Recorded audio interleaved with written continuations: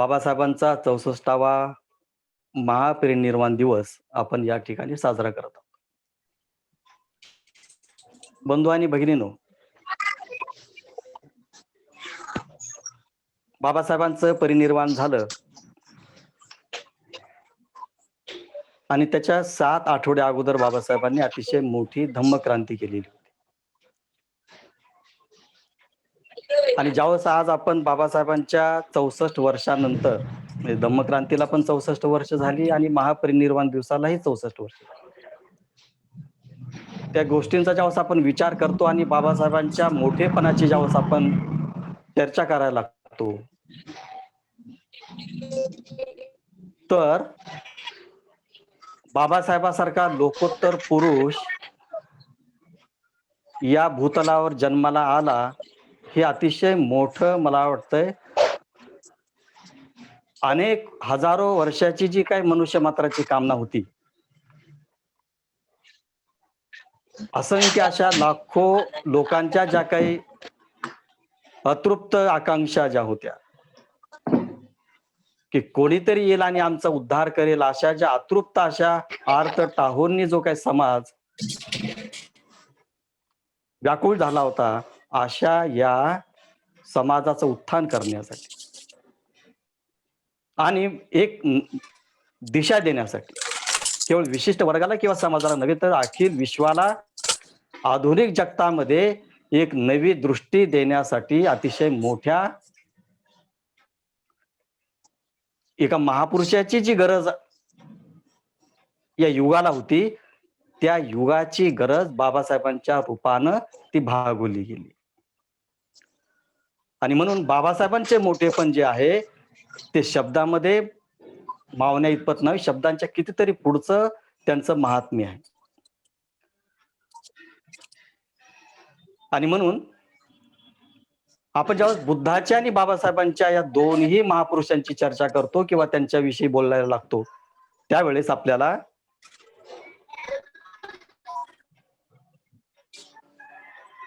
बुद्धाचं काय, महापुरुष आपण ज्या अर्थानं बुद्धाला म्हणतो आणि ज्या अर्थानं बाबासाहेबांना महापुरुष म्हणतो किंवा ज्यांना आपण वैश्विक पातळीवरचं एक व्यक्तिमत्व म्हणतो, या वैश्विक पातळीवरच्या अभ्यासानं आपण ज्यावेळेस बघतो, तर बुद्धानं जी क्रांती केलेली होती त्या तत्कालीन काळामध्ये, त्या धम्मक्रांतीच्या विचाराचा ज्यावेळेस आपण अभ्यास करतो, तर बुद्धाची धम्मक्रांती ती जरी धम्म आपण म्हटलो तरी ती मनुष्य मात्राच्या सगळ्याच अंगाला स्पर्शून जाणारी होती.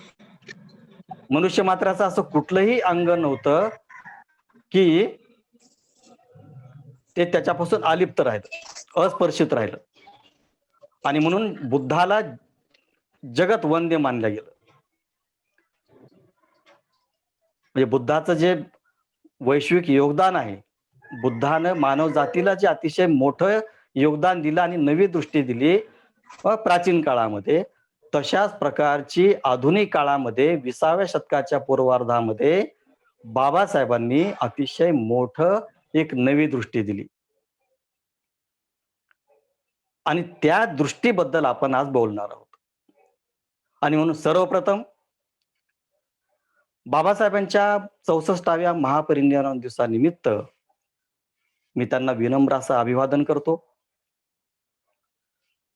या कार्यक्रमामध्ये आदरणीय धम्मचारिणी ज्ञानशूरी उपस्थित झाल्या, त्यांनाही मी अभिवादन करतो. आणि बरेचसे धम्मचारी धम्ममित्र आहेत, धम्मचारिणी आहेत, त्या सर्वांनाच मी अभिवादन करून आजच्या या विषयाकडे आपण जाऊया. आणि म्हणून ज्या पद्धतीनं मी म्हटलं की भगवान बुद्धाला ज्या पद्धतीनं मनुष्य मात्राच्या सगळ्याच विकासाच्या अंगामध्ये बुद्धाच्या धम्माचा स्पर्श झाला, मग ते सामाजिक असेल, आर्थिक असेल, सांस्कृतिक असेल, कलेचा असेल, मनुष्य मात्रासाठी ज्या ज्या बाबींची आवश्यकता असते त्या सगळ्या बाबींची पूर्तता बुद्धाचा धम्म करतो. बुद्धानं गरिबीचं उदात्तीकरण केलं नाही, म्हणून ते आर्थिक विचार सुद्धा अतिशय महत्वाचा सम्यक आजीविकेच्या मध्ये. मनुष्य मात्राचं सांस्कृतिक अंग तो विकसित झाला पाहिजे, त्याची संस्कृती उच्चतम असली पाहिजे, याच्यावर बुद्ध काम करतात. हे सगळं जेव्हा आपण बुद्धाचं बघतो, तर बुद्धाच्या तोडीचा किंबहुना आधुनिक जगामध्ये बुद्धाला नव्या भाषेमध्ये परिवर्तन करणारा, परिमार्जित करणारा असा विश्वविद्वान, विश्वपंडित आपण ज्यांना म्हणतो, विश्वरत्न म्हणतो, या बाबासाहेबांचं विश्वाच्या जडणघडणीमध्ये कुठलं योगदान आहे? आणि आणि मग विश्वाला सोडून भारत आहे का? विश्वाला सोडून देश आहे का? तर ज्या विश्वाच्या घडणीमध्ये सगळे देश समावेश असतात, त्या पद्धतीनं भारत देखील आहे. आणि म्हणून आपण थोडक्यात बघूया, की दुसरं महायुद्ध सुरू झालं 1939 ला आणि 39 ते 44 असं 5 वर्ष ते युद्ध चाललं, महायुद्ध. आणि त्या महायुद्धाचा जर आपण विषय पाहिला,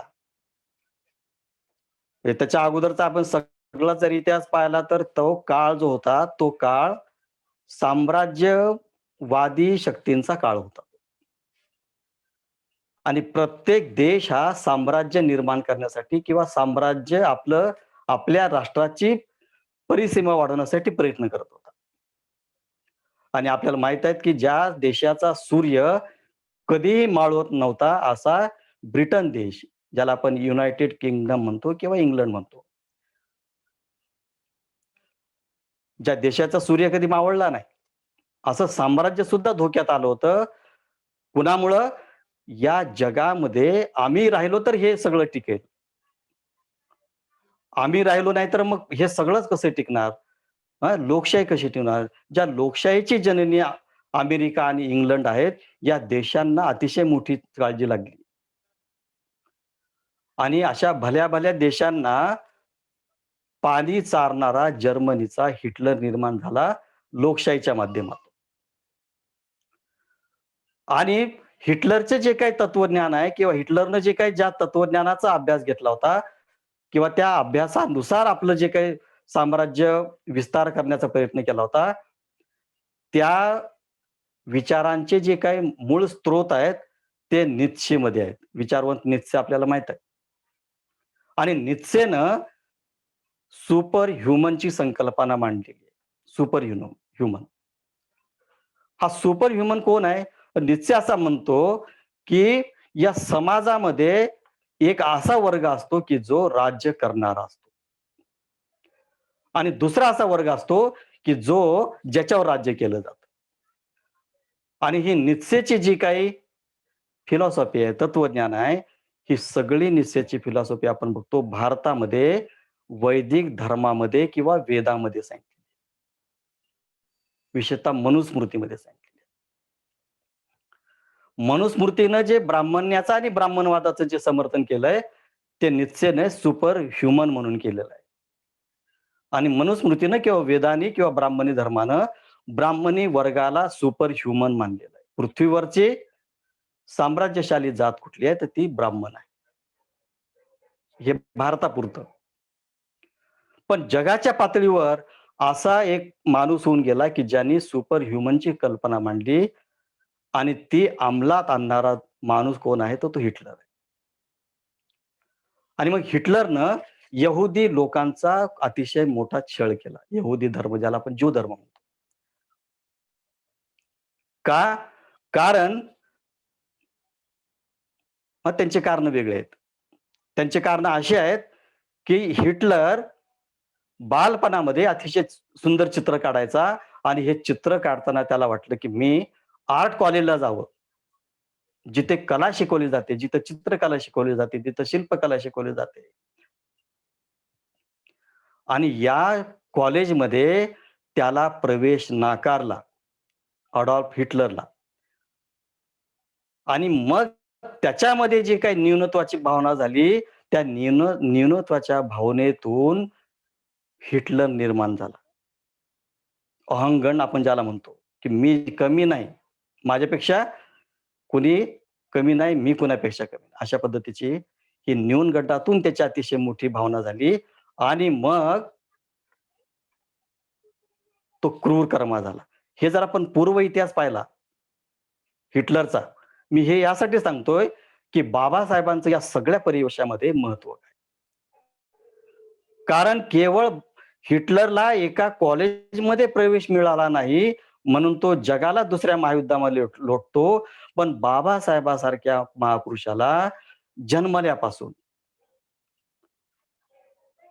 बालपणापासून, पाणी पिण्यापासून, केस कापण्यापासून, वर्गामध्ये प्रवेश देण्यापासून, कॉलेजमध्ये प्रवेश देण्यापासून, कॉलेजमध्ये पाणी पिण्यापासून, कॉलेजवर बेंचवर बसण्याचं, वर्गातल्या खोलीमध्ये स्वतःच्या पानगोटावर बसण्याची सुद्धा परमिशन नाकारलेला हा माणूस, हा महापुरुष पुढे किती पटीचा हिटलर झाला हवा होता?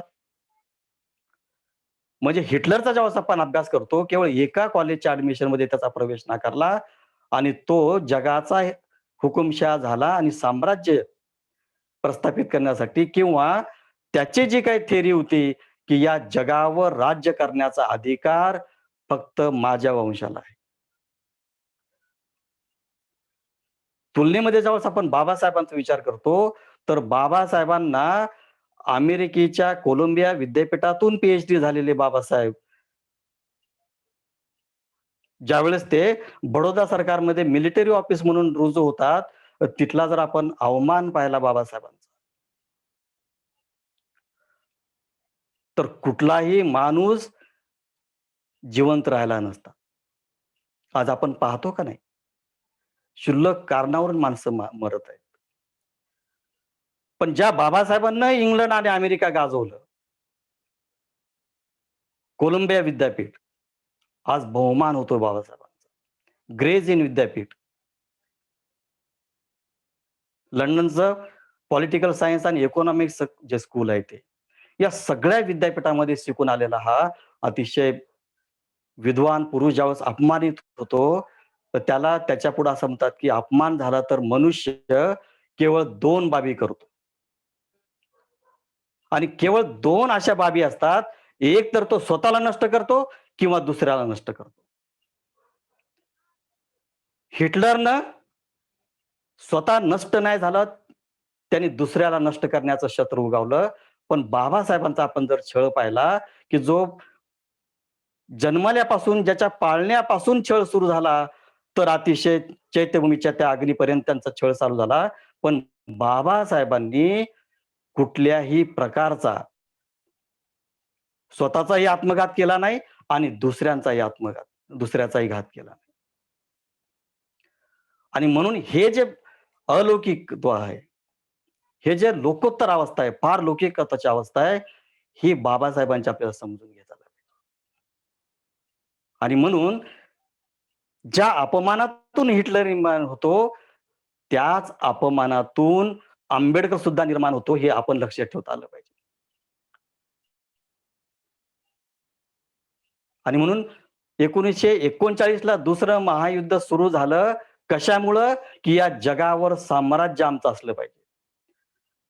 ज्याचा सूर्य साम्राज्याचा माळवत नव्हता, असा सुद्धा ब्रिटन हादरला गेला आणि मग त्यांनी काय केलं? जुळवाजुळव केली. जे आपल्या काबीज असलेले जे साम्राज्यशाली वसाहती ज्या ठिकाणी आहेत, त्या सगळ्या देशांना एकत्र करून ब्रिटननं फौजेचं काय केलं? नेतृत्व केलं. मग अमेरिका त्याच्यासोबत आली, फ्रान्स त्याच्यासोबत आला, जगातले सगळे देश त्याच्यासोबत झाले. आपण सुद्धा पारतंत्र्यात होतो. गांधीजी म्हटले, बघा हे ज्यावेळेस आपण बाबासाहेबांचं साहित्य वाचतो त्याच्यामध्ये बाबासाहेब कुठली भूमिका घेतात हे महत्वाचं आहे. गांधीजी म्हटले, आता इंग्रजांना पेचामध्ये अडकण्याची संधी आलेली आहे. कारण हिटलरनं महायुद्ध सुरू केलेलं आहे आणि ब्रिटन अडचणीत आलेलं आहे. आपण आता ब्रिटनला अडचणीत आणू आणि आपलं स्वातंत्र्य प्राप्त करूया. बाबासाहेबांनी गांधीजीच्या या गोष्टीला विरोध केला. का? कारण जर उद्या ब्रिटन पराभूत झाला, तर आपल्यावर राज्य कोणावर येईल? इंग्रज निघून जातील. ते लोकशाहीवादी आहेत. संसदीय लोकशाहीचे जननी करते ते आहेत आणि ते जर पराभूत झाले, तर उद्या आपल्यावर ज्यांचं राज्य आहे ते सरकार निघून जाईल. इथं हिटलरचं सरकार निर्माण होईल. ही दूरदृष्टी जर आपण पाहिली, तर बाबासाहेबांनी इंग्रजांना आपण सपोर्ट केला पाहिजे. इंग्रजांना अडचणीत जर आपण पाडू लागलो, तर त्यांची शक्ती कमकुवत होईल आणि म्हणून अशा बिकट प्रसंगामध्ये जिथं निर्णय घेण्याची क्षमता आहे, तिथं भारतानं ब्रिटनच्या पाठीमागे उभं राहायला पाहिजे अशी भूमिका मांडली. आणि म्हणून तर बाबासाहेबांना आजपर्यंत देशद्रोही म्हटलेलं आहे, की ज्या गोष्टीला काँग्रेस आणि गांधीने केलेला आहे, हे अतिशय अल्पबुद्धीचे लोक होते. दूरदृष्टीचा जर विचार केला असता, आपल्याला माहित आहे सुभाष बाबू, मी हा सगळा इतिहास यासाठी सांगत आहे, की 1939 ला युद्ध सुरू झालं, 45 पर्यंत 5 वर्ष त्याचं चालू होतं. हा मुद्दा असा होता, की कोणत्या वंशानं देशावर किंवा जगावर राज्यसत्ता करा. आणि हिटलर हा स्वतःचा आर्य वंश ज्याला म्हणत होता. आर्य वंशाचे आहेत आणि हेच लोक जगावर राज्य करू शकतात, अशी नीत्शेनं जी काही फिलॉसॉफी मांडली होती, त्याचा तो अतिशय मोठा भक्त होता. आणि त्याच्या इच्छेखातर जगामध्ये दुसरं. आता हे जे मी सांगत आहे, याच्यामध्ये हे सगळे जे लोक होते, अमेरिका असेल, इंग्लंड असेल, फ्रान्स असेल, रशिया असेल आणि बाकीचे सगळे देश, हे सगळे देश भांडवलवादी लोकशाहीचे होते. लोकशाही होती त्यांच्यामध्ये, पण सगळे भांडवल धार्जिनी होते, भांडवलशाही. आज जे भारतामध्ये सुरू आहे, हे अमेरिकेनं आणि इंग्लंडनं आणि फ्रान्सनं अनुभवलेलं आहे. फ्रान्समध्ये जे काही राज्यक्रांती झाली, इंग्लंडमध्ये जे काही राज्यक्रांती झाली आणि अमेरिकेमध्ये जे झाली, हे राज्यक्रांत्या झाल्या आणि त्याच्यामध्ये राजेशाही गेली, लोकशाही आली, पण त्या लोकशाहीनं भांडवलवादी व्यवस्थेला अतिशय मोठं पुरस्कृत केलेलं आहे. भारतामध्ये आज लोकशाही आहे, पण ही लोकशाही भांडवलवादी पुरस्कृत लोकशाही. हां, हे आपण बघितलं पाहिजे. आणि म्हणून अमेरिका, फ्रान्स, इंग्लंड आणि बाकीचे सगळे देश हे सगळे भांडवलवादी लोकशाहीवादी आहेत. त्याच्यामध्ये जे काही रशिया आणि चीन आणि बाकीचे देश होते, यांच्यामध्ये कम्युनिस्टांची हुकुमशाही त्यांनी पाळलेली होती. कम्युनिस्ट आहेत पण हुकुमशाही आहे. जर्मनी, इटली आणि जपान हे हुकुमशाही राष्ट्र आहेत. सरळ-सरळ त्यांची हुकुमशाही राष्ट्र आहेत. आणि आपल्याला माहीत असलं पाहिजे, की या सगळ्या विचारसरणीचा भारतावर अतिशय मोठा परिणाम झाला आणि मग प्रश्नाच्या बाजूनं किंवा मित्र राष्ट्राच्या बाजूनं भारत गेला. जपानच्या बाजूला, जपान, जर्मनी आणि इटलीच्या बाजूला सुभाष बाबू गेले, सुभाषचंद्र बोस गेले. आपल्याला माहित आहे, की अंदमान निकोबार हे जे बेटे आहेत, हे बेट आझाद हिंद सेनेच्या नेतृत्वाखाली जपाननं जिंकले होते. अंदमान निकोबार. आणि ते सुभाषचंद्र बाबूला हे केले, स्वाधीन केले, की बाबू हे घ्या तुमचं. हा तुमचा देश घ्या, तुमच्या देशावर आम्ही पुढचं तुम्हाला आक्रमण करायचंच आहे, पण हे बेट घ्या. आणि सुभाष बाबूंनी अंदमान निकोबारला शहीद आणि स्वराज्य हे 2 नाव त्यांना दिले होते. आणि म्हणून भारतामध्ये त्या काळामध्ये ज्यावेळेस आपण जगामध्ये विचार करतो, हिटलर एका बाजूला आहे, जर्मनी एका बाजूला आहे, मुसोलिनी इटलीचा जो ज्याचा फॅसिझम आहे, जर्मनीचा नाझीवाद आहे आणि जपान हा सुद्धा त्या काळामध्ये या दोघांमध्ये सामील झालेला होता. आणि म्हणून भांडवलवादी लोक एका बाजूला आहेत, हुकुमशाहीवादी लोक एका बाजूला आहेत आणि कम्युनिस्ट लोक एका बाजूला आहेत, रशिया आणि चीन. आणि भारत साम्राज्याच्या मध्ये असल्यामुळे तो ऑटोमॅटिकली मित्र पक्षामध्ये सामील झाला. आता या जगाच्या पार्श्वभूमीमध्ये भारतानं कुठली भूमिका घेतली पाहिजे, असं जेव्हा सुरू झालं, तर गांधीजीच्या विरोधामध्ये बाबासाहेबांनी भूमिका घेतली आणि बाबासाहेब म्हणतात, की अशा आणीबाणीच्या प्रसंगामध्ये आपल्याला लोकशाहीच्या मागे उभा राहायला पाहिजे.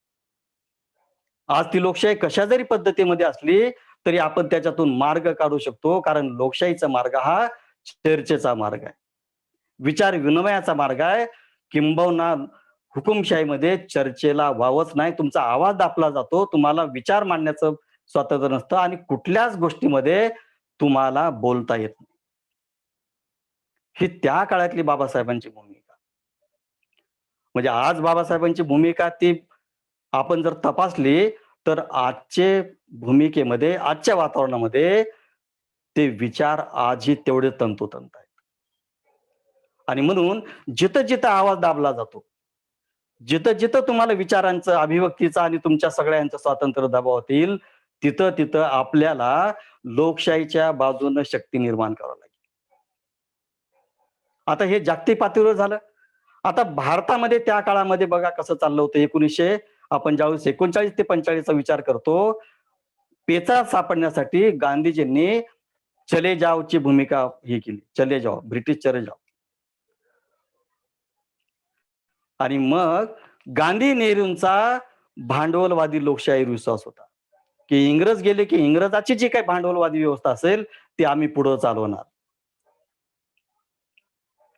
दुसऱ्या एक बाजूला अतिशय मोठा विचार चालू होता, की इंग्रज गेल्या-गेल्या ही सत्ता आपल्या हातामध्ये आली पाहिजे. अशा पद्धतीनं जो दुसरा विचार होता, तो होता टिळकांचा विचार. टिळक, गोळवळकर आणि हेडगेवार. आणि टिळकांचा विचार आपल्या सगळ्याला माहित आहे, की विधानमंडळामध्ये या लोकांना तुम्ही काय तेलाचे घाणे काढण्यासाठी पाठवत आहोत का नांगर हाकण्यासाठी पाठवत आहोत?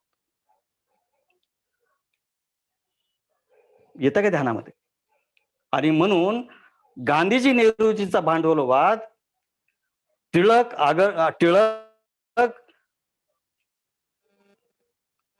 गोळवळकर आणि हेगडेवारांचा हिंदू राष्ट्रवाद, जिथं सुपर ह्युमॅनिटीची कल्पना मांडलेली आहे. सुपर ह्युमन म्हणजे ब्राह्मणांनी राज्य करायचं. स्वराज्य म्हणजे हे आमचं राज्य. आमचं म्हणजे कुणाचं? स्वराज्य म्हणजे ब्राह्मणांचं राज्य. हे टिळकांचं सरळ-सरळ आहे. बाबासाहेबांनी बहिष्कृत भारतामध्ये एक लिहिला होता त्यावेळेस, की टिळक जर अस्पृश्य म्हणून जन्माला आले असते, तर टिळकांनी स्वराज्य माझा जन्मसिद्ध अधिकार आहे, अशा प्रकारची वल्गना करण्यात त्यांनी स्वतःची शक्ती घालवली नसती. ते म्हटले असते, की अस्पृश्यता नष्ट करणं हा माझा जन्मसिद्ध अधिकार आणि तो मी मिळवणारच. अतिशय मोठे बाबासाहेबांचे हे ज्यावेळेस आपण विचार पाहतो, हे दोन प्रवाह त्या काळामध्ये तत्कालिक भारतामध्ये होते. गांधीजीचा आणि टिळकांचा वेगळा. मग त्याच्यामध्ये सावरकर आहेत, गोळवळकर आहेत, हे सगळेच लोक आहेत. तिसरा एक विचार होता, जे रशियन क्रांतीतून इकडे आला होता, तो कम्युनिस्टांचा होता. कम्युनिस्ट लोकही त्या काळामध्ये होते आणि आपल्याला माहित आहे, की सुभाष बाबू जे म्हणतात, सुभाष बाबूंचं जे सगळं होते ते कम्युनिझमकडे त्यांचा कल होता. लक्षात येते का सगळं? आपण कल्पना जरी केली, की स्वातंत्र्यानंतर जर काही लोकांच्या हातामध्ये हे जर भारत गेला असता, तत्कालिक भारत 1947 चा, तर भारताचं काय झालं असतं, हे आपण कल्पना करू शकत. पण मी जे सुरुवातीलाच बोललो, की हजारो, लाखो नव्हे कोट्यवधी लोकांची जी काय आर्त इथं टाव फोडला होता, की आमची मुक्तता करण्यासाठी कोणीतरी जन्माला आला पाहिजे. अशाच काळामध्ये बाबासाहेबांचा जन्म झाला. कोणी कल्पना केली असेल का? की ज्या माणसाला आम्ही पाणी बंदी केली आयुष्यभरासाठी, ज्या माणसाला आम्ही आयुष्यभराची शिक्षण बंदी केली, अर्थ बंदी केली, गावाच्या कुसाबाहेर त्याला छळ-छावण्यामध्ये आम्ही बंदिस्त केलं. अशा या छळ-छावण्याच्या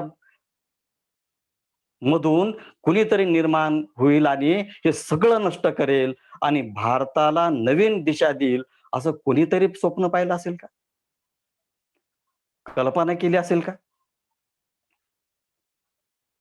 ज्यांनी सगळे मनोरथ त्या काळामध्ये केले होते, की इंग्रज गेल्या आम्ही हे सगळं प्राप्त करू, त्यांना 70 वर्ष लागलेली आहेत.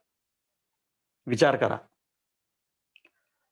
70 वर्षाचा कालावधी हा कमी नाही आणि खोटं बोलून आलेले लोक सगळे हे लोक. आपण त्याच्यावर बोलू नये. पण ज्यावेळेस हा इतिहास आपण पाहतो, हा इतिहास आपल्याला अतिशय महत्वाचा आहे. तत्कालीन भारतामध्ये या सगळ्या विचार प्रवाहामध्ये आपण दुसरं पाहतो, हे जे कम्युनिस्ट लोक आहेत, जे साम्यवाद सांगतात, साम्यवाद भारतामध्ये निर्माण व्हावा असे काही लोकांना वाटायचं. हिंदू राष्ट्र निर्माण व्हावं असं काही लोकांना वाटायचं. भांडवलशाही व्यवस्था भारतामध्ये निर्माण व्हावी अमेरिकेच्या आणि इंग्लंडच्या असं काही लोकांना वाटायचं. आणि पुढे मग या साम्यवादातून पुढे समाजवाद निर्माण व्हावा अशा प्रकारचंही स्वप्न पाहिलं होतं. नेहरूजी समाजवादी विचाराचे होते. पुढे मग राम मनोहर लोहिया असतील, जयप्रकाश नारायण असतील, हे सगळ्या लोकांच्या या सगळ्या विचारसरणीमध्ये एक विचार मात्र भारताला, या भारताच्या सुप्त भूमीमध्ये होता, की ज्या असंख्य कोट्यावधी लोकांना समता, स्वातंत्र्य, बंधुत्वाची तहान लागलेली आहे. या भारतातल्या सगळ्या लोकांना भांडवलवादी नकोत, साम्यवादी नकोत, समाजवादी नकोत, तर समता, स्वातंत्र्य आणि बंधुत्वाला मानणारे लोक पाहिजे. ती पद्धती पाहिजे, तो कायदा पाहिजे, त्या प्रकारचं संविधान पाहिजे. आणि मी जे सुरुवातीलाच बोललो, की या भारत भूमीची जी काही गरज होती, ती ती खरेच गरज भागवण्याचं काम बाबासाहेबांच्या रूपानं झाले. आणि म्हणून या 4-5 प्रवाहामध्ये हे सगळे शक्तिशाली लोक आहेत. भांडवलवादी शक्तिवादी आहेत. हे राष्ट्रवादी जे म्हणणारे आहेत हे शक्तिवादी आहेत. कम्युनिझम म्हणणारे हे सगळे शक्तिवादी आहेत आणि समाजवादी म्हणणारे सगळे शक्तिशाली आहेत. शक्तीहीन असलेला इथं माणूस जो आहे, तो स्वातंत्र्याची उद्घोषणा करतो. ज्या विषमतेचे बळी इथं लोक झालेले आहेत, ते समतेची मागणी करणारे आहेत. आणि बंधुत्व जिथं घराघरामध्ये किंवा जाती-जातीमध्ये अतिशय मोठ्या प्रमाणाची विषमता आहे, तिथं बंधुत्वाची जी काही मागणी आहे, त्या विचारावर पुढची दिशा भारताची चालली पाहिजे, असा मांडणारा विचार तो एकच होता. हा मानणारा एकच होता. त्याच्या पाठीमागं कोणी नव्हतं, त्याच्या पुढं कोणी नव्हतं. परंतु इतक्या मोठी दृष्टी होती, इतका मोठी ताकद होती, की या सगळ्या विचारसरणी भारताला कशा पोषक नाहीत, हे सांगण्याचं अतिशय मोठं बुद्धी चातुर्य आपण म्हणू, ही या अलौकिक पुरुषामध्ये होते. आणि म्हणून संसदेमध्ये आपण म्हणतो, की हे सगळं घटना समितीचं काम आणि हे सगळं पुढचा इतिहास मी सांगत बसणार नाही. परंतु हे सगळं जे काही चालू होतं, या सगळ्या अंधार रात्रीमध्ये हे सगळं सुरू होतं. या सगळ्या अंधार रात्रीमध्ये एक अतिशय मोठा विजेचा प्रकाश बाबासाहेबांच्या रूपानं जागतिक पातळीवर आणि भारताच्या पातळीवर सुरू होता. आणि या सगळ्या विचारांना पराभूत करून बाबासाहेबांनी घटनेच्या माध्यमातून, संविधानाच्या रूपानं समता, स्वतंत्र, बंधुत्व आणि न्याय याची उभारणी केली. आणि एवढंच केलं नाही, तर याच्या विरोधामध्ये जी काही संस्कृती आहे, समता, स्वातंत्र्य, बंधुत्व आणि न्याय या चतुसूत्रीच्या किंवा 4 सूत्रांच्या विरोधामध्ये जी काही संस्कृती आहे, त्या संस्कृतीला नेस्तनाबूत केल्याशिवाय हा लोकशाहीचा डोलारा, हे सार्वभौम आपण जे काही निर्माण केलेलं गणराज्य आहे, हे गणराज्य अस्तित्वामध्ये राहणार नाही. याच्यासाठी पर्यायी व्यवस्था तुम्हाला दिली आणि ती पर्यायी व्यवस्था बौद्ध धम्माच्या रूपाने.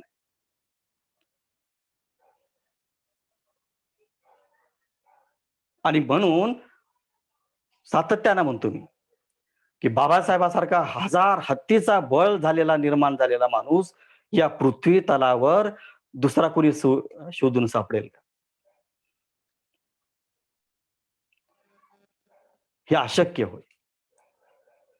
हे भूतकाळामध्ये कधी निर्माण नाही झालं बाबासाहेबांच्या पूर्वी, आणि भविष्य काळामध्ये तसा निर्माण होईल अशी अपेक्षा करणं म्हणजे मूर्खांच्या नंदनवनामध्ये राहणं. बंधू आणि भगिनींनो, आता या संविधानाच्या माध्यमातून स्वतंत्र भारताला बाबासाहेबांनी काय दिलेलं आहे, बघा, हे अतिशय मोलाचं आहे.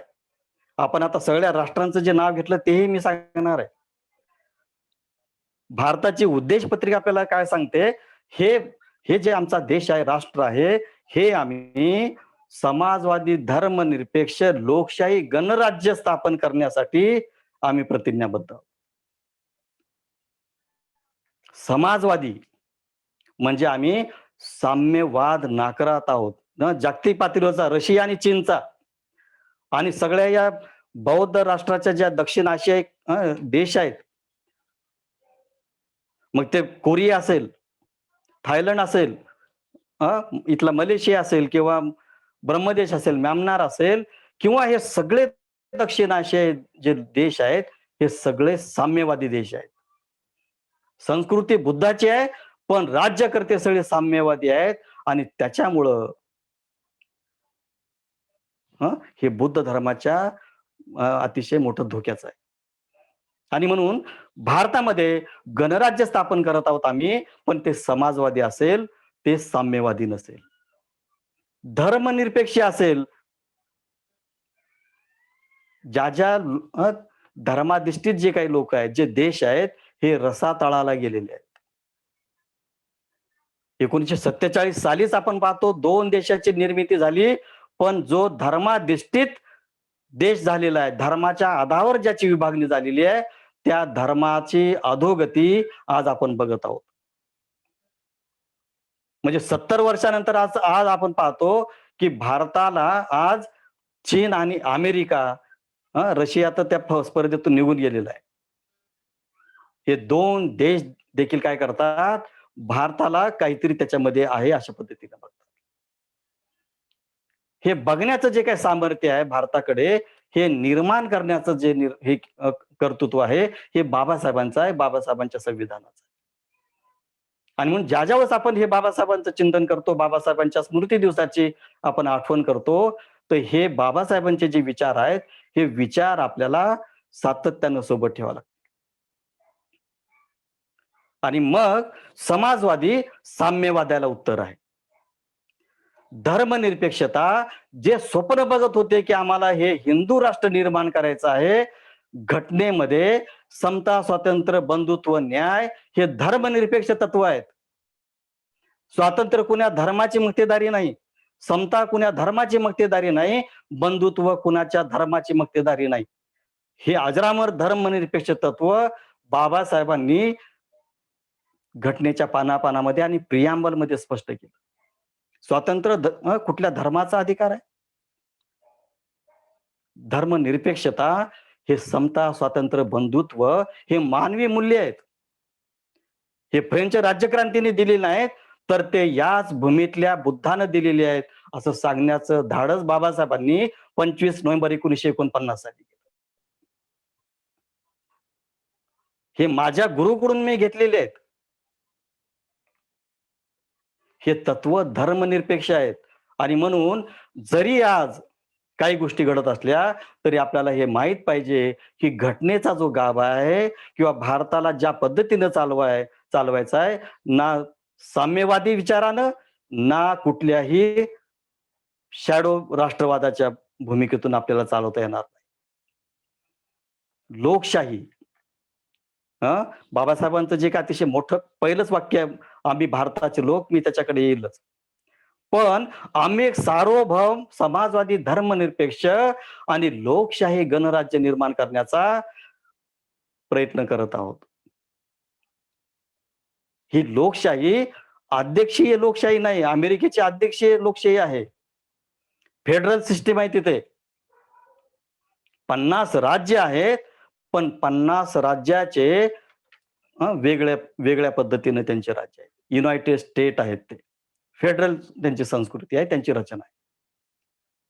आणि मग या सगळ्याच्या राज्याच्या मतदानातून तिथं राष्ट्रपती निवडला जातो, डायरेक्ट निवडला जातो. आणि एकदा का तो अध्यक्षीय पद्धतीमध्ये तिथे निवडून आला लोकशाहीच्या माध्यमातून, तर तो पुढची 4 ते 5 वर्ष हुकुमशहा सारखा राहतो. तो कुणाचा ऐकत नाही. आपण पाहिलेला आहे मागचा जो काय ट्रम्प होता, तो कुणाच्याही ऐकायचा नाही, कुणाच्या बापाचा ऐकायचा नाही. लोकशाहीच्या माध्यमातून निवडून आल्यानंतर सुद्धा एखादा माणूस अध्यक्ष झाला तर तो हुकुमशहा होतो, हे बाबासाहेबांनी अतिशय चाणाक्षपणे ओळखलं होतं.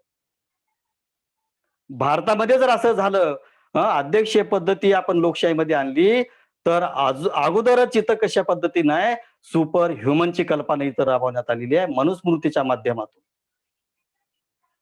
आणि ही जर पद्धती अवलंबली तर भारताला अतिशय मोठी किंमत चुकवावी लागेल. आणि म्हणून बाबासाहेब संसदीय लोकशाही इथं भारतामध्ये आणतात आणि संसदीय लोकशाही म्हणजे तुम्ही खासदार निवडा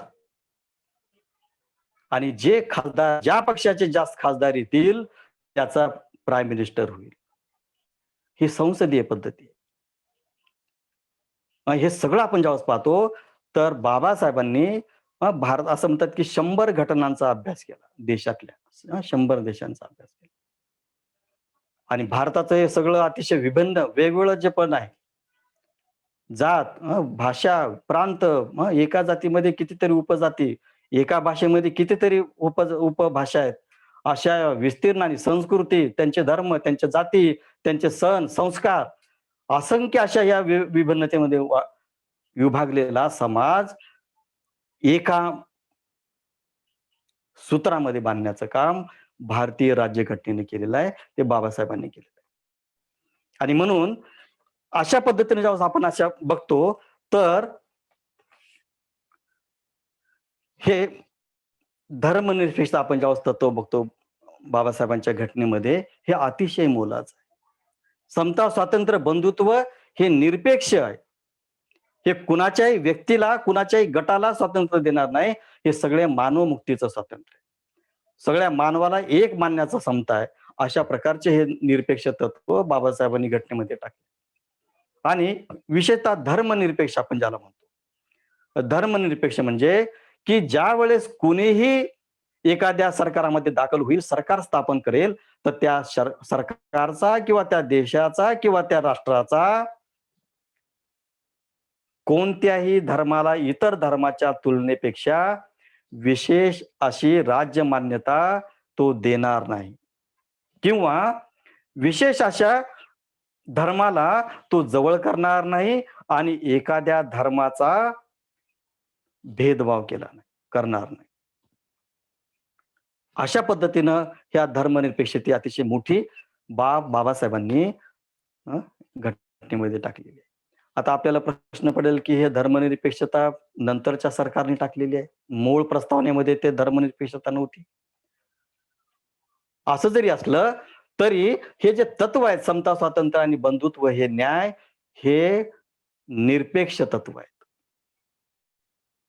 कसे निरपेक्ष तत्व आहेत? पंचशिलातले पानाची पाता विरमणी, मी प्राणी हिंसा करणार नाही, हे निरपेक्ष तत्व आहे. हे केवळ तुम्ही बौद्ध धम्माची दीक्षा घेतली आणि म्हणून तुम्हाला पालन करायचंय अशा प्रकारची ही शिकवण नाही. तर हे निरपेक्ष तत्व आहे, धर्मनिरपेक्ष तत्व आहे. ते पानाती पाता विरमणी, मी कुठल्याही प्राणी मात्राची हिंसा करणार नाही. हे केवळ बौद्धांचं तत्व नाही, हे मानवतेचं तत्व आहे. मी दारू पिणार नाही, हे मानवतेचं तत्व आहे. कारण दारू पिला तर तुझा संसार उद्ध्वस्त होईल, तुझं शरीर उद्ध्वस्त होईल आणि सगळ्या संकटाला तू घेऊन जाशील. हे मानवतेचं तत्व आहे. आणि म्हणून हे सगळे पंचशील आपण पाहतो, पानाती पाता असेल, अदिन्न दान असेल, कामे सुमिचचारा असेल किंवा सुरामेरई आणि मुसावादा, हे सगळे धर्मनिरपेक्ष तत्व आहेत. विशिष्ट धर्मासाठी नाहीत. म्हणजे फक्त बौद्ध लोक दारू पितात आणि म्हणून त्यांनी सुरामेरई मज्जपमा दट्टा म्हणणं हे अतिशय चुकीचं आहे. हे सगळ्या मानव जातीचे आहे. कारण हे दुःखाचे कारण आहे. हे जोपर्यंत आपल्याला करणार नाही, धर्मनिरपेक्षता म्हणजे काय, तर हे तत्व बाबासाहेबांनी घटनेच्या चोरीचं तत्व असेल म्हणजे घटनेचे आपण जे सगळे कलम पाहतो, या सगळ्या घटनेच्या कलमामध्ये हे पंचशील आहेत. बुद्धाचे सगळे धम्माचे तत्व त्याच्यामध्ये.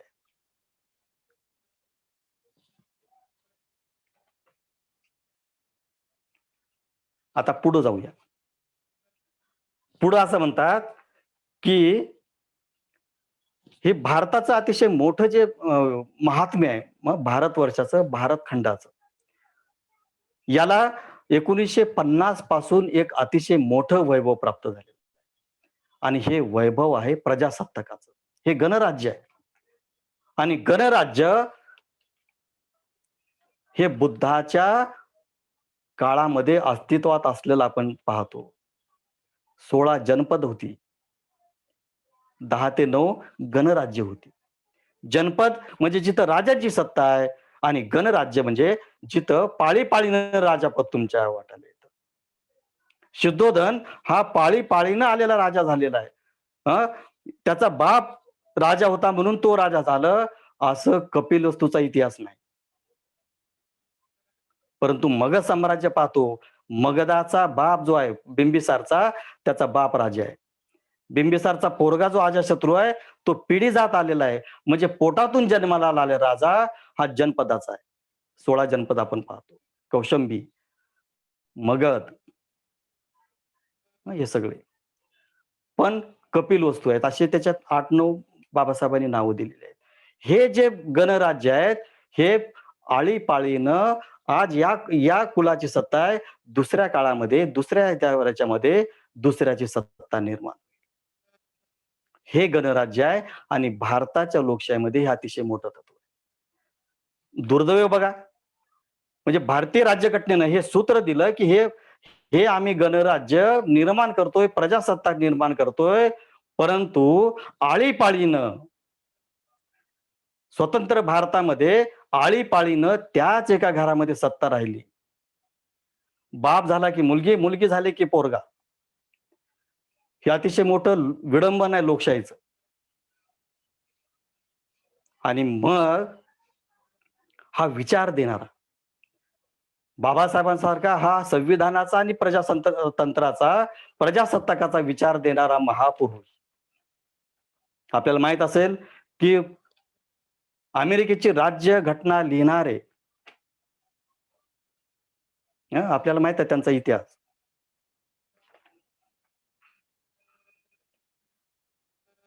त्या व्यक्तीला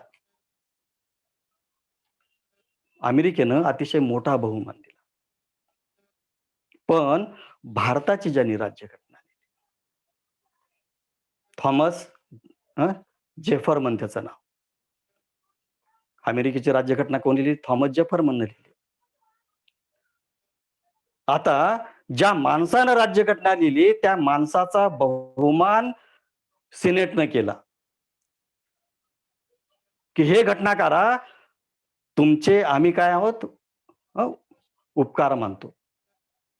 जोपर्यंत तुम्ही हयात आहेत, तोपर्यंत तुम्ही सिनेटचे सभासद राहणार. सिनेट वरिष्ठ सभागृह.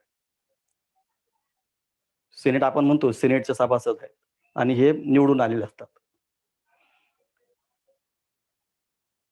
आणि अमेरिकेच्या थॉमस जेफरसनला मरोपर्यंत संसदेचा, सिनेटचा मानद सभासद ठेवण्यात आलं. परंतु ज्या भारतामध्ये राज्यघटना ज्या महामानवाने लिहिली, त्या घटनाकाराला जो नगरसेवक निवडून येण्याचा लायकीचा नाही, त्या घटनाकाराचा पराभव काँग्रेसने केला.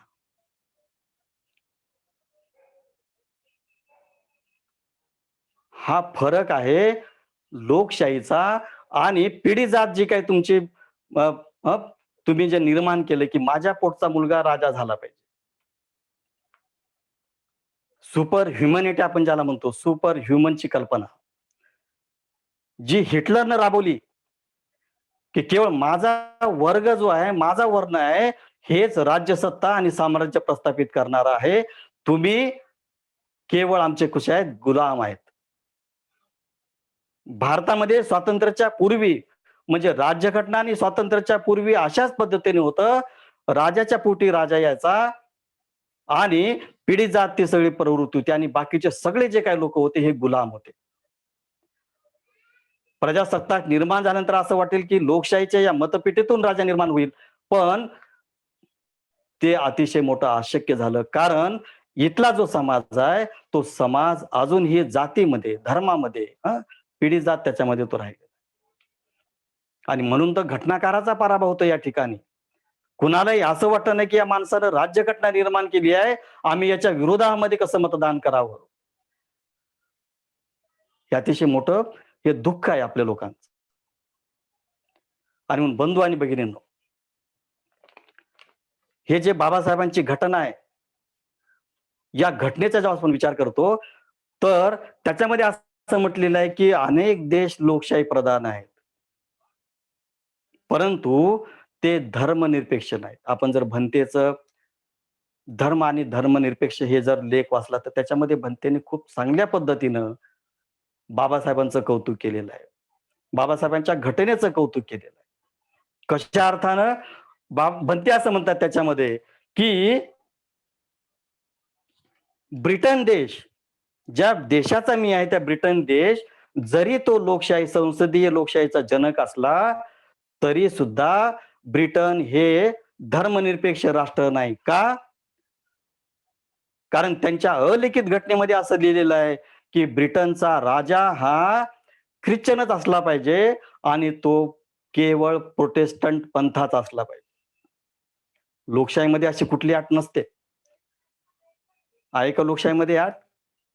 लोकशाहीमध्ये कुठल्याही प्रकारच्या अटी नसतात. पण ब्रिटन संसदीय लोकशाहीचा जननी असला तरी त्यांच्या अलिखित घटनेमध्ये हे अतिशय नमूद केलेलं आहे. काय? की या युकेचा, या ब्रिटिशचा जो राजा राहील, तो केवळ आणि केवळ ख्रिश्चन राहील आणि त्यातल्या त्यात तो प्रोटेस्टंट राहील. म्हणजे तिथं बौद्ध राजा होऊ शकत नाही, तिथं मुस्लिम राजा होऊ शकत नाही, तिथं दुसरा कुठलाही राजा होऊ शकत नाही. प्रोटेस्टंटच पाहिजे. त्यामुळे हे ब्रिटन, तुम्ही किती जरी डंका वाजवला, की आम्ही संसदीय लोकशाहीचे जनक आहोत, तरी तुम्ही धर्मनिरपेक्ष नाही, तुम्ही विशिष्ट धर्माला मान्यता दिली. सोव्हिएत रशिया, सोव्हिएत रशिया मार्क्सवादी कम्युनिस्ट पक्षाचा तिथं अतिशय मोठा मार्क्सचा झेंडा लावलेला आहे. मार्क्सचा अतिशय मोठं नाव. तिथं कम्युनिस्ट सरकार आहे, परंतु मार्क्सवाद तिथला धर्म आहे. आणि त्याच्या पुढे जगातले कुठलेच धर्म तिथं चालत नाहीत.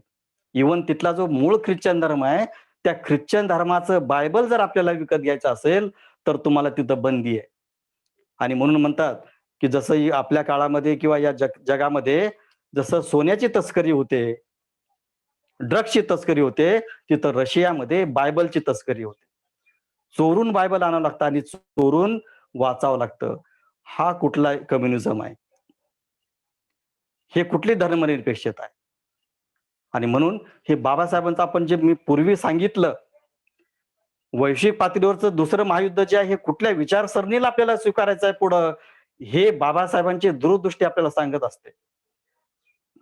भारतामध्ये कम्युनिस्ट असता तर कुठलाही धर्म आपल्याला इथं आचरणात आणण्याचं स्वातंत्र्य आपल्याला नसतं. आणि म्हणून सोव्हिएत रशिया सुद्धा धर्मनिरपेक्ष नाही. नेपाळ, नेपाळ काल परवापर्यंत हिंदू राष्ट्र होतं. या अफाट पृथ्वीवरचं एकमेव हिंदू राष्ट्र नेपाळ होतं.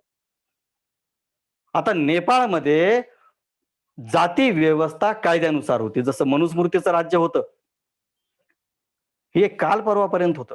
मनुस्मृतीच्या राज्यामध्ये जे जातीवर अतिशय अन्वयी छळ होता, तो छळ नेपाळमध्ये काल परवापर्यंत होता. आणि म्हणून तिथं जातीच्या विरोधात जर कोणी बोलला, तर त्याला अतिशय मोठी शिक्षा व्हायची. भन्ते एक उदाहरण म्हणून काय देतात, की एक ब्रह्मदेशाचा भिक्षू नेपाळमध्ये आला आणि नेपाळमध्ये आल्यानंतर तो बुद्धाची शिकवण सांगू लागला. काय सांगू लागला, की बौद्ध धर्मामध्ये कुठली जाती व्यवस्था नाही आणि जाती व्यवस्था नाकारण्याचं काम बुद्धाने केलेलं आहे. आता असं बोलणं म्हणजे नेपाळच्या सत्तेला आव्हान देणं आहे. कारण नेपाळची सत्ता जाती व्यवस्थेचं समर्थन करते आणि हा भिक्षू तर काय करत आहे, जाती व्यवस्था पाळू नका असं सांगत आहे. आणि म्हणून तिथल्या पंतप्रधानांनी भर चौकामध्ये येऊन त्या भिक्षूला फटके मारले होते. हे त्या भिक्षूनं स्वतः भन्ते संघर्षताना सांगितलेलं होतं, असं भन्ते सांगतात. हे कधीची घटना आहे? आत्ताची आहे. म्हणजे भन्ते आता जाऊन 2 वर्ष झालेली आहेत. आपण विचार करू शकतो, की या सगळ्या विचारसरणी जे भारतामध्ये सुद्धा सुरू होतं त्या काळामध्ये, की भारतामध्ये हा राष्ट्रवाद निर्माण करण्याचा. आता आजही आपल्याला फटके मिळतात, तो भाग वेगळा. पण एखाद्या पंतप्रधानानं एका भिक्षूला फटके मारावेत, ही अतिशय मोठी लाजिरवाणी गोष्ट आहे. नेपाळचे ते उदाहरण आहे. आणि म्हणून नेपाळ सुद्धा काय आहे, धर्मनिरपेक्ष नाही. आता त्याच्यामध्ये कम्युनिस्ट राज्य आलेलं आहे, तिथली परिस्थिती आपल्याला अभ्यासावं लागेल. सरकार जरी बदललं, तर माणसाचं मन तसंच आहे. भारतामध्ये सरकार बदलून आणि मनुस्मृतीचं दहन होऊन अनेक वर्ष झाली. प्रजासत्ताक निर्मितीला 70 वर्ष होत आहेत. तरी भारतातल्या लोकांचे मन बदलले का?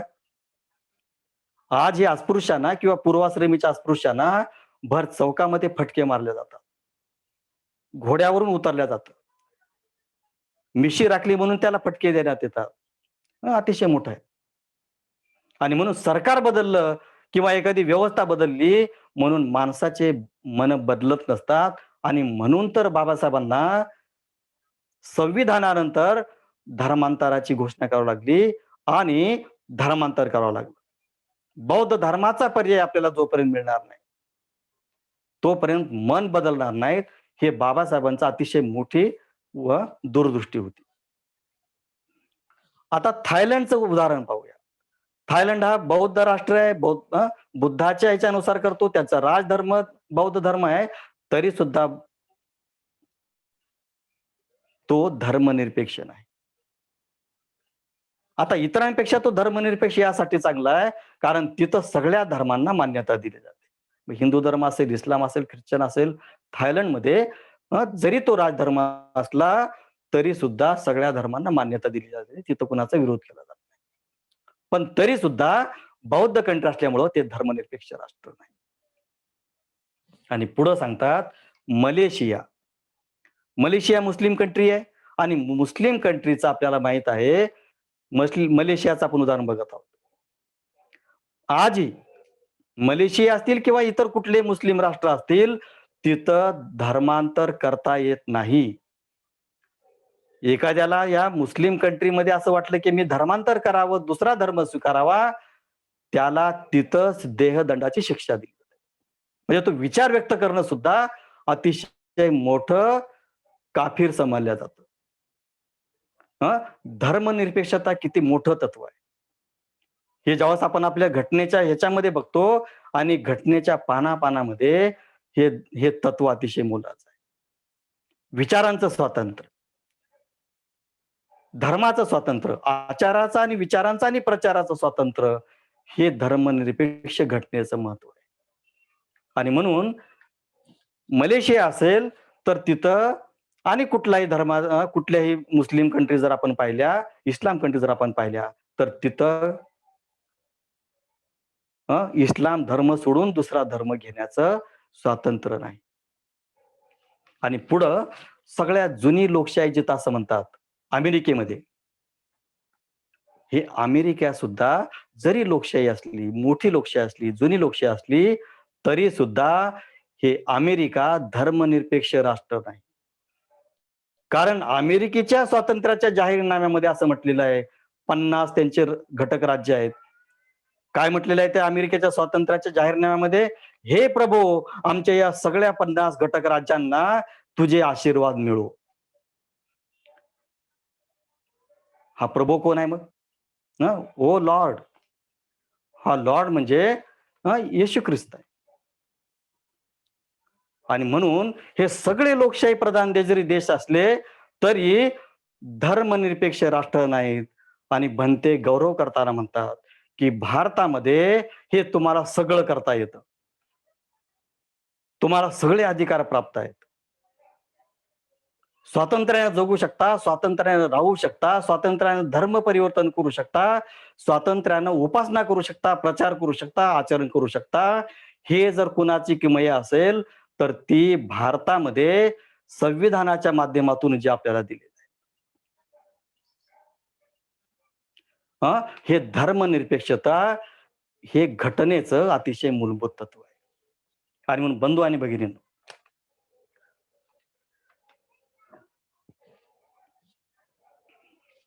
हा सगळा आपण विचार पाहतो तर मी ज्या पद्धतीने अगोदर सांगितलं की पंचशील, अष्टांग मार्ग किंवा हे समता, स्वातंत्र्य, बंधुत्व आणि न्याय हे कुठल्या विशिष्ट धर्माचे बांधील नाहीत.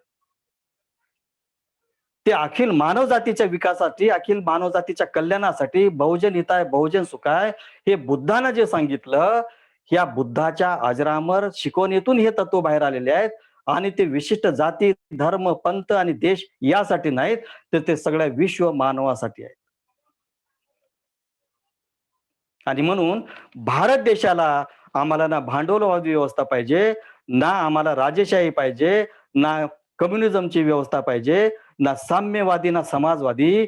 आम्हाला बुद्धाच्या लोकतांत्रिक पद्धतीचा समता, स्वातंत्र्य, बंधुतावर आधारित आम्हाला हा अधिष्ठान पाहिजे. हे प्रजातंत्र असं पाहिजे. हे बाबासाहेबांची देण आहे. आणि म्हणून मी म्हटलं, की या भूमीची जी हजारो वर्षापासूनची जी तहान आणि भूक होती,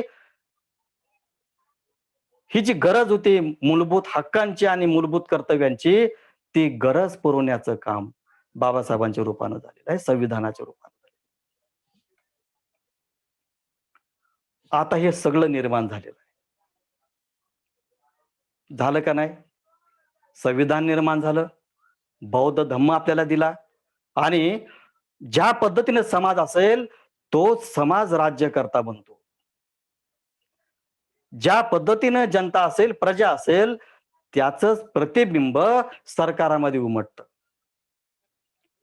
आणि म्हणून त्यासाठी नागपूर मुक्कामी बाबासाहेबांनी बौद्ध धम्माची दीक्षा दिली. लाखो लोकांना बौद्ध केलं आणि हे लोक उद्या बुद्ध धम्माचा प्रचार करतील. धम्मचक्र प्रवर्तन मी जे केलेलं आहे, त्या धम्मचक्राला गती देईल. अतिशय मोठा आशावाद बाबासाहेबांनी त्या भूमीवर व्यक्त केला. आपल्याला माहित आहे की मार्क्स आणि मार्क्सवाद हा अर्ध्या जगाला प्रभावित करतो. मार्क्सवाद हा अर्ध्या जगाला प्रभावित करतो. हे सगळा आशिया खंड म्हणजे भारत जर सोडला, तर सगळा कम्युनिझमनं व्यापलेला आहे. कुठलाही देश घ्या. आणि जगामध्ये अनेक राष्ट्र असे आहेत की जे मार्क्सवादी विचारसरणी स्वीकारतात. जरी त्यांना राज्य प्राप्त करता आलं नाही, तरी तिथले लोक मात्र नास्तिक आहेत. ते धर्माला अफूची गोळी मानतात. आणि म्हणून अर्ध जग आज धार्मिक आहे आणि अर्ध जग आज अधार्मिक आहे, मार्क्सला मानणार आहे. आणि या मार्क्सचं निधन झालं, त्याच्या अंत्यविधीला फक्त 6 लोक होते. या 6 लोकांनी मार्क्सचा विचार जगाच्या कानाकोपऱ्यामध्ये पोहोचवला आणि मार्क्सला एक अतिशय मोठा राजकीय विचारवंत म्हणून त्यांनी ते भाष्यकार झाले. बाबासाहेबांच्या धर्मांतराच्या कार्यक्रमाला 5 लाख लोक उपस्थित राहतात आणि परिनिर्वाण चैत्यभूमीला, जिथं मुंबईमध्ये बाबासाहेबांचं परिनिर्वाण झालं आणि चैत्यभूमी तिथं बाबासाहेबांना अग्नी देण्यात आली, 7 तारखेला तेवढेच लोक उपस्थित राहतात. तरी सुद्धा बाबासाहेबांचा विचार आपण भारतामध्ये तरी पोहोचू शकलो का? अर्ध्या जगामध्ये मार्क्सवाद पोहोचला, बाबासाहेब आपण भारतामध्ये तरी पोहोचवलं का? बाबासाहेबांची धम्मक्रांती आपण भारतामध्ये पोहोचवली का? जर ती पोहोचवली असती, तर बौद्ध समाज अतिशय मोठ्या प्रमाणात झाला असता, प्रबुद्ध समाज भारतामध्ये झाला असता आणि राज्य सत्ता प्रबुद्ध लोकांच्या हातामध्ये आली असती. कारण जशी प्रजा आहे तशी त्याचे प्रतिबिंब त्या सरकारामध्ये उमटतात. सरकार त्यांचं स्थापन होतं. भारतामध्ये जर आपण अशी व्यवस्था पाहतो, तर समाज तसा आहे म्हणून सरकार तसं होतं. हे अपयश आपलं आहे. यश मार्क्सचं नाही. मार्चच्या अंत्यविधीला जे 6 लोक होते, त्या 6 लोकांचं यश आहे ते. आणि म्हणून धर्मांतराला 5 लाख, महापरिनिर्वाण दिवसाला 7 तारखेला 5 लाख, हे 10 लाख लोकांनी जर बाबासाहेबांचा विचार कानाकोपऱ्यात पोहोचवला असता, तर धम्मक्रांती, जिथं जिथं धम्मक्रांती यशस्वी झाली, तिथं तिथं राज्यक्रांती यशस्वी झालेली आहे. मग बुद्धाचं उदाहरण घेतलं तर पुढे चंद्रगुप्त मौर्य निर्माण झाला. मोहम्मद पैगंबर झाला, त्याची धम्मक्रांती यशस्वी झाली. पुढे इस्लाम कंट्रीज निर्माण झाले, इस्लाम राज्यकर्ते निर्माण झाले. शिखांची म्हणजे नानकांनी क्रांती केली, शीखांची राज्यक्रांती झाली, शीख राज्य सत्तेमध्ये आले. महाराष्ट्रामध्ये आपण बघतो हे जे भागवत संप्रदायाचे संत तुकाराम आणि सगळी मंडळी होती, यांनी भागवत संप्रदाय, वारकरी संप्रदाय निर्माण केला. त्याच्या जोरावर शिवाजी महाराजांनी आपलं राज्य निर्माण केलं. बाबासाहेबांच्या स्वप्नातलं धम्मराज्य आपण कधी निर्माण करणार आणि प्रबुद्ध भारत कधी निर्माण करणार? बाबासाहेबांनी एक कथा सांगितलेली आहे आणि ती कथा सांगतो आणि आजच्या प्रवचनाची रजा घेतो. बुद्ध आणि कार्ल मार्क्स या पुस्तकामध्ये, बुद्ध अँड कार्ल मार्क्स या पुस्तकामध्ये बाबासाहेबांनी ती कथा सांगितलेली आहे. दृढ नेमी राजाची कथा आहे ती.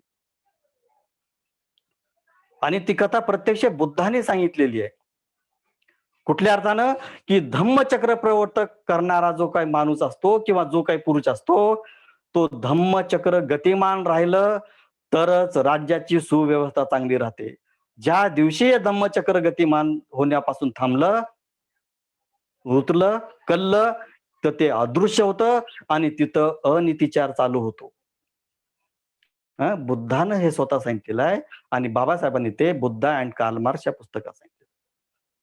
दृढनेमी राजा हा अतिशय मोठा धम्मचक्र प्रवर्तक राजा आहे. सदाचारावर त्याने राज्य निर्माण केलं, कल्याणकारी राज्य निर्माण केलं आणि तो म्हातारा झाला. आणि म्हातारा झाल्यानंतर तो आपल्या मुलाला म्हणतो, की हे मुला आता मला जाऊ दे. म्हातारा झालोय, मला आता अध्यात्माच्या मार्गावर जाऊ दे. आता हे जे मी राज्य निर्माण केलेलं आहे, हे राज्य आता तू तुझ्या कर्तृत्वानं पुढे घेऊन जा.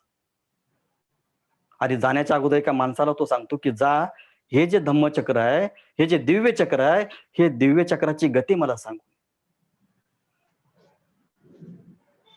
तो माणूस जातो, बघतो की धम्मचक्र काय झालेलं आहे, स्थितीमध्ये आहे. थोडस त्याची जागा हललेली आहे. आणि म्हणतो की ठीक आहे, आता सगळं व्यवस्थित आहे. मी आता काय करतो, मी आता परिवाजक होतो. मी आता माझ्या मार्गाला जातो, अध्यात्माच्या मार्गाला जातो. तो संन्यासी होतो, भिक्षू होतो. आणि 7 दिवसानंतर असं म्हणतात, की ते जे धम्मचक्र आहे किंवा दिव्य चक्र आहे, ते पूर्णपणे गडप होऊन जातं, अदृश्य होऊन जातं. त्या माणसाला चिंता वाटते, त्या राजाला चिंता होते. म्हणजे त्या राजाच्या मुलाला, ज्याने तो आता मुलगा तो राज्याचा वारसा झालेला आहे, त्या वारसाला चिंता वाटते. आणि मग तो वारस म्हणतो की असं झालेलं आहे, तू त्यांचं मार्गदर्शन घेऊन या वडिलांचं. आणि वडिलांचं मार्गदर्शन करण्यासाठी तो माणूस तिकडे जातो. राजा, असं झालेलं आहे, मुलगा तुमचा चिंतेमध्ये आहे. का? कारण तुम्ही गेल्यानंतर 7 दिवसामध्ये ते धम्मचक्र, दिव्य चक्र गुडूप झालं, अदृश्य झालं. तिथं मुलगा पण आहे, गादीवर बसलेला मुलगा आहे. आणि मग तो राजा म्हणतो, मुला घाबरू नको, भयभीत होऊ नको, चिंता करू नको. तू जर सदाचारानं काम केलं, ज्या गादीवर तू बसलेला आहे, त्या गादीवर जो तू सदाचारानं केलं, नीतिमत्तेनं राज्य केलं आणि बहुजन हिताय, बहुजन कल्याणाचा जो तू मार्ग स्वीकारला, तर हे दिव्य चक्र पुन्हा काय होईल, उदयास येईल. आणि राजा तसाच करतो. तो त्याचा पुत्र जो गादीवर असला, तो तसाच जातो धम्माच्या आचरणानं, धम्माच्या सदाचारानं. जसं अशोकानं राज्य केलं, त्या पद्धतीनं कल्याणकारी राज्य करतो आणि ते पुन्हा धम्मचक्र भूमीवर प्रगट होतं. आणि मग ते इतक्या तेजानं पुढे जातं, पूर्वेला जातं, पश्चिमेला जातं, दक्षिणेला जातं आणि या 4ही दिशेला ते जातं. आणि मग ते पुन्हा प्रजा आणि राजा सुखानं. काही पिढ्यानंतर काय होतं, काही पिढ्यानंतर पुन्हा एक राजा होतो आणि तशाच पद्धतीचा हा प्रसंग होतो. राजाला म्हणतो की जाऊ दे, आता ते गेला, म्हातारांचा होता एक, त्यांनी असाच उपदेश केला होता. बघूया काय बंडाळी झाले, काय झालं तर आपण बघूया, असं म्हणून तो काय करतो, त्या धम्मचक्राला जे अदृश्य झालं होतं, त्या अदृश्य धम्मचक्राकडे तो काय करतो, दुर्लक्ष करतो.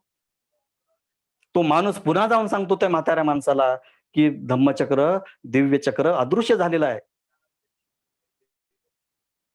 मग तो राजा पुन्हा जातो, त्यांच्या पिढीतला राजा त्याच्याकडे जातो आणि म्हणतो की असं. तो म्हातारा राजा पुन्हा म्हणतो की तुला सदाचाराचं राज्य करावं लागेल. राजाचे जे कर्तव्य आहेत ते तुला कर्तव्य पार पाडले तर ते धम्मचक्र पुन्हा काय होईल, उदयास येतील. आणि एक सांगतो तो महत्वाचा. काय सांगतो, की हे जे वारसा आहे, हा धम्मचक्राचा वारसा हा केवळ चालत नसतो, पाठीमागून येत नसतो. तुझ्या कर्तृत्वानं तो तुला निर्माण करावा लागेल.